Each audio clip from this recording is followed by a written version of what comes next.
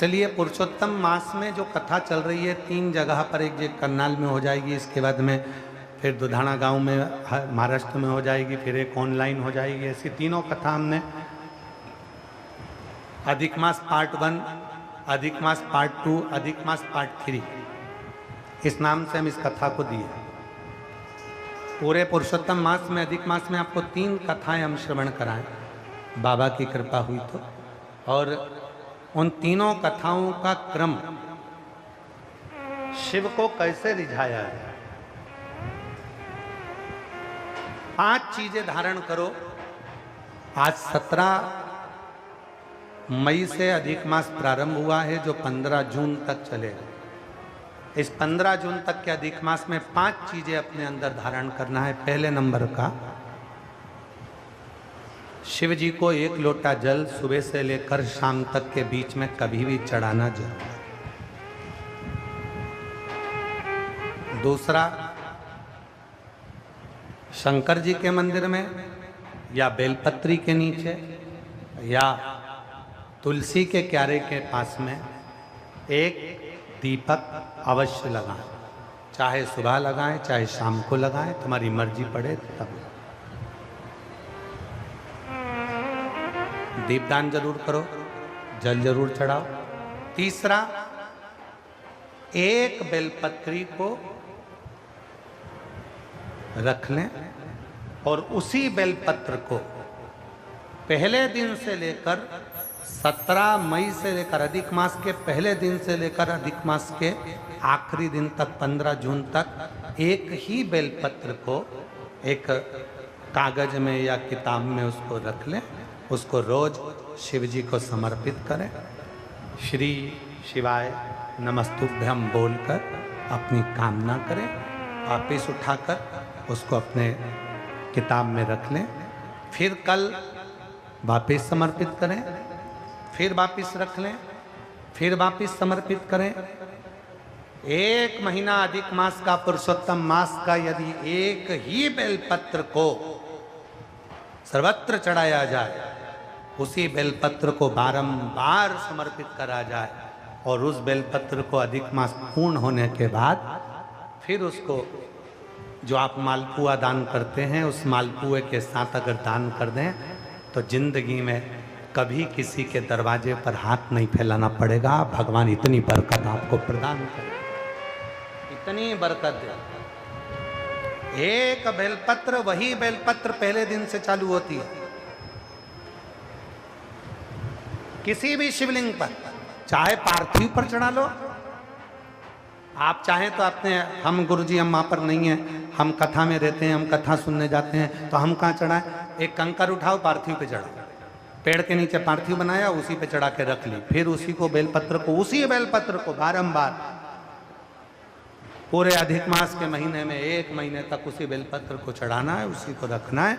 फिर आखिरी दिन जो अधिक मास पूर्ण होगा, उस दिन उस बेलपत्र को मालपुए पे रखकर शिव जी को चढ़ाकर लेके आना पहले, फिर मालपुए पे रखना और उसको रखकर फिर भगवान उस मालपुए को तुम दान। मालपुआ दान नहीं कर सकते तो तुम बतासे दान कर दो, पर मीठे के साथ उस बेलपत्र को दान किया जाए। बतासा है, मिठाई है, कोई 33 कोई भी सामग्री 33 जो मीठी हो वो रखकर आप दे सकते। कभी किसी के दरवाजे पर कितनी भी मुसीबत आ जाए, कितना भी दुख आ जाए, कितनी भी तकलीफ आ जाए, कितना भी कष्ट आ जाए, कितना भी कष्ट आ जाए, आपको किसी के आगे हाथ नहीं फैलाना पड़ेंगे। लक्ष्मी की व्यवस्था स्वयं मेरा कुबेरेश्वर महादेव, मेरा महाकाल राजा, मेरा विश्वनाथ स्वयं एक बेल पर वही चलती। 5 चीजें करना है आपको। पहले नंबर पर जम के बोलो जल, दूसरे नंबर पर दीप, तीसरे नंबर पर बेलपत्र, चौथे नंबर पर भगवान शंकर के मंदिर में नंदी के दोनों सींगों के बीच में से शिव के शिवलिंग का दर्शन।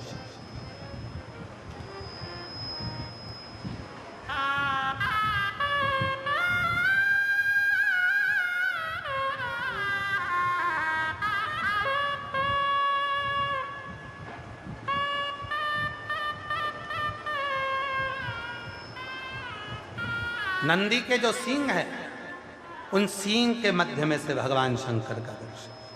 क्यों? किस लिए? अगर पुरुषोत्तम मास में, अधिक मास में हम नंदी के दोनों सींगों के बीच में से शंकर के शिवलिंग का दर्शन कर लेते हैं, तो अपने अंतिम सांस तक शरीर के अंदर कोई बड़ी बीमारी कभी नहीं आती, कोई गंभीर बीमारी कभी नहीं, क्योंकि ज्येष्ठा का अधिक आया है। ज्येष्ठा का जो अधिक होता है, उसमें अगर सींग, दोनों सींगों के बीच में से शिव के शिवलिंग का दर्शन करिए, शरीर में कभी कोई बड़ी बीमारी, ऐसी बीमारी नहीं आएगी जिसका इलाज है ही नहीं। रोगीरे होकर, कष्ट भोग कर शरीर को नहीं त्याग। बहुत बड़ी बीमारी के साथ शरीर का त्याग नहीं करो। चौथा और 5वें नंबर पर भगवान शिव के मंदिर में, भगवान शंकर के मंदिर में या शिव कथा में या जहाँ हो वहाँ प्रदोष काल में, प्रदोष का समय, सूर्य डूबने का समय जब हो, उस समय पर 5 बार 7 बार या तो पंचाक्षर मंत्र नमः शिवाय, या षडाक्षर मंत्र ओम नमः शिवाय, या श्री शिवाय नमस्तुभ्यम का जप करें। 5 बहुत, ये 5 अधिक मास में शंकर की 5 चीजें धारण कर लो। उसमें सबसे ज्यादा जरूरी जो है जल, दीप, बेलपत्र वही चढ़ाना, वही लेकर आना। कभी